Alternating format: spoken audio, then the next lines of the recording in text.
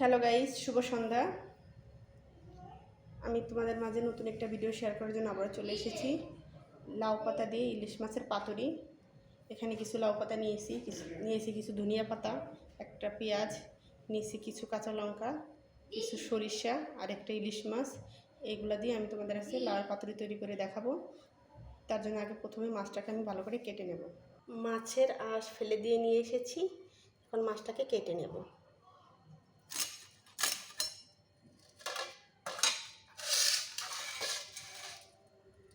মাছটাকে আমি কেটে নেব।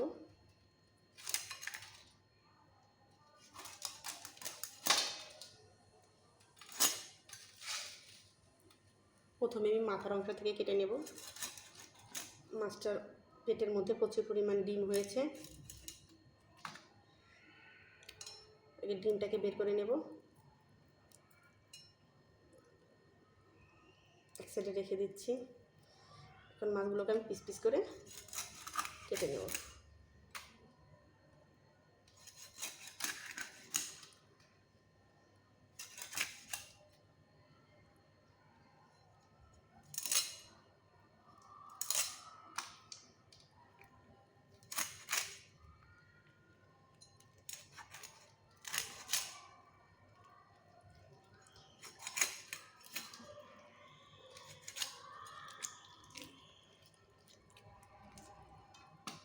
মাছটা কেটে নেওয়া হয়ে গিয়েছে, দেখেন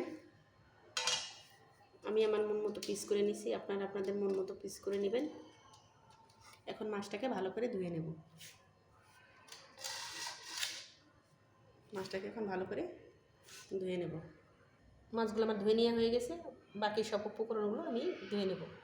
লাউ পাতা ভালো করে ধুয়ে নিয়েছি।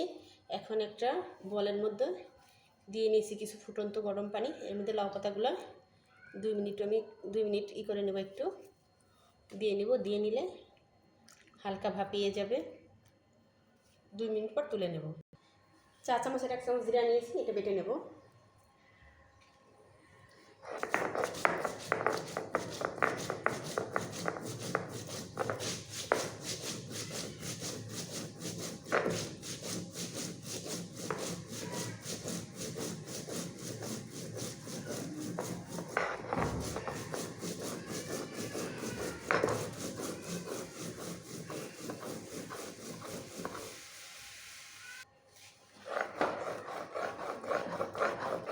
তুলে নেব।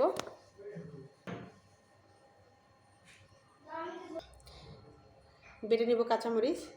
এটা বাটার সময় অবশ্যই লবণ দিয়ে নেবেন, তাহলে তাড়াতাড়ি ফিনিশ হয়ে যাবে। এটাকে বেটে নিচ্ছি, দেখেন।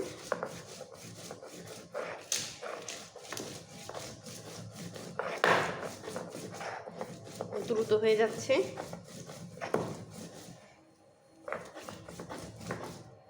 এর সাথে পেঁয়াজ বেটে নেব।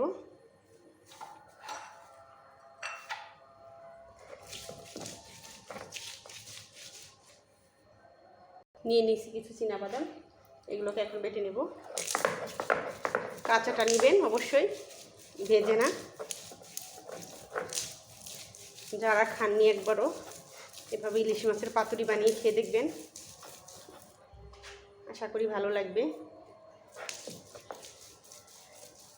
আর আমার ভিডিওটা যদি আপনাদের ভালো লেগে থাকে অবশ্যই লাইক কমেন্ট শেয়ার করবেন, সাবস্ক্রাইব করে আমার পাশে থাকবেন।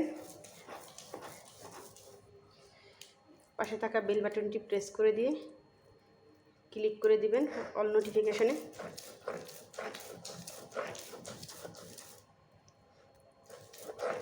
বাদামটা বেটে নেওয়া হয়ে গিয়েছে, এখন তুলে নেব। বাদাম তুলে নিয়েছি বাটাটা, এখন দিয়ে দেবো কিছু পরিমাণ সরিষা। আপনি মাছের পরিমাণ অনুযায়ী সরিষা দিবেন, কম বা বেশি বাড়িয়ে কমিয়ে। আমি আমার পরিমাণ মতো নিয়ে নিয়েছি। এখন এটাকেও বেটে নেব। আপনারা চাইলে ব্লেন্ডারে জালেও ব্লেন্ড করে নিতে পারেন। আমি শিলনোড়া দিয়ে বেটে নিচ্ছি।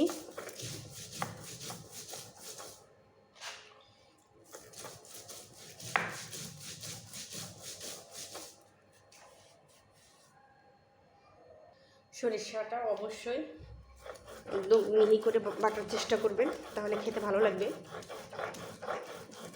আমি 3 বাটা দিয়েছি। আপনারা আপনাদের মন মতো বেটে নেবেন।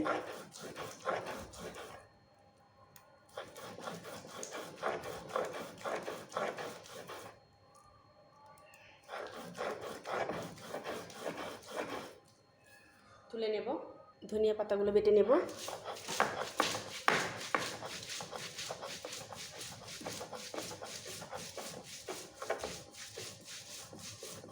আপনারা চাইলে কেটেও দিতে পারেন, আমি বেটে দিচ্ছি, বেটে দিলে স্বাদটা ভালো আসবে।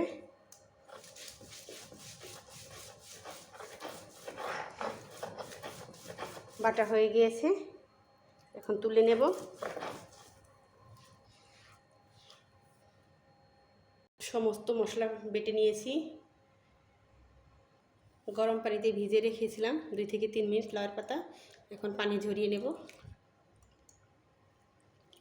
পানি ঝরিয়ে এক সাইডে রেখে দেব। এইভাবে বাকিগুলো ঝরিয়ে নেব।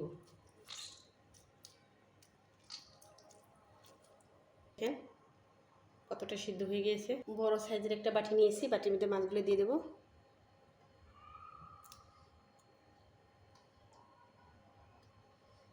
অতিরিক্ত যে ডিমগুলো ছিল সেটি চালিয়ে রেখেছি, দিয়ে দিচ্ছি। ডিমগুলো পরে দিয়ে নেব। এর মধ্যে এখন লবণ,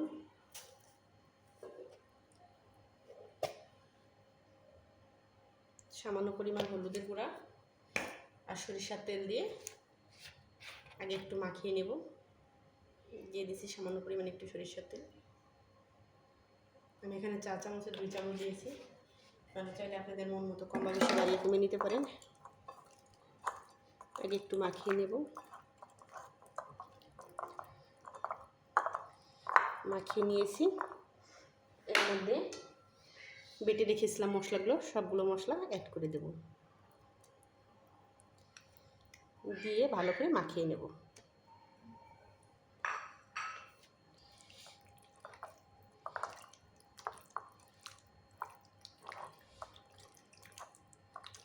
লবণটা অবশ্যই আপনারা পরিমাণ মতো দিয়ে নেবেন, কম বা বেশি বাড়িয়ে কমিয়ে।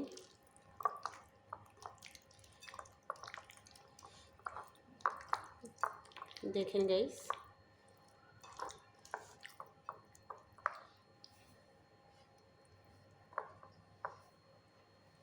এর মধ্যে অ্যাড করে দিব সামান্য পরিমাণ শুকনো লঙ্কার গুঁড়ো, কালারটা ভালো আসার জন্য।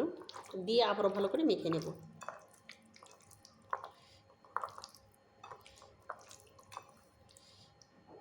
নেওয়া হয়ে গিয়েছে, এখন এক সাইডে রেখে দেব। এখানে বড় একটা রাইস প্লেট নিয়েছি, এখানে একটা লাউ পাতা বিছিয়ে দিব। দিয়ে যে মশলা মেখে রেখেছিলাম মাছগুলো দিয়ে দেব। আমি 2 পিস করে মাছ দেব, দিয়ে নিয়েছি। এখন এর সাথে ভালো করে মশলা মাখিয়ে নেব। নিয়েছি, এখন এটাকে ভালো করে ফোল্ড করে নেব।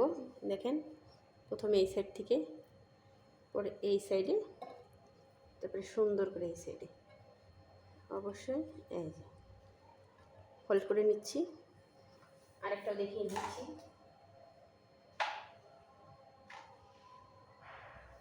একটা পাতা নিয়েছি, এখন দিয়ে নেব এর মধ্যে আরেক পিস মাছ। আরেকটা মাছ নিয়ে দেখাচ্ছি, না একটাই দেবো এখানে। এর মধ্যে দিয়ে নেব রেখেছিলাম ডিমের সাথে একটু মশলা মাখিয়ে নেব, ভালো মতো যেন সেদ্ধ হয়ে যায়। লাইয়ের পাতাটা এক সাইডে একটু ছেঁড়া আছে, তার জন্য আরেকটা পাতা দিয়ে নিচ্ছি। এই যে ফল্ট করে নিচ্ছি, দেখেন। আপনারা আপনাদের মতো ফল্ট করে নেবেন। নিয়েছি, পরে সুতা দিয়ে বাকি সব ফল্ট করে দেখাচ্ছি। মাখানো হয়ে গেছে, এক সাইড করে রেখে দেবো, 10 মিনিট রেস্টে রেখে দেবো। চুলাতে একটা প্যান বসিয়ে দিয়েছি, প্যানের মধ্যে দিয়ে দেবো সামান্য পরিমাণ একটু তেল। মোটামুটি দিতে হবে, একদম কম দিলে হবে না। ভালো করে চারপাশে আমি নাড়িয়ে দেবো। এটা গরম হয়ে এলে একটা একটা করে পাতুরিয়ে দিয়ে দেবো। তেলটা গরম হয়ে গেছে, একটা একটা করে এর মধ্যে পাতুরিগুলো দিয়ে দেবো। ঢাকনার সাহায্যে ঢেকে নেব, মিডিয়াম টু লো আছে এটাকে রান্না করে নেব 20 মিনিট। ফিরে এলাম 20 মিনিট পর। এখন ঢাকনাটা তুলে নিয়ে পাতুরিটাকে উল্টে দেবো, সবগুলো পাতুরিকে একদম। দেখো এটা কত সুন্দর হয়েছে।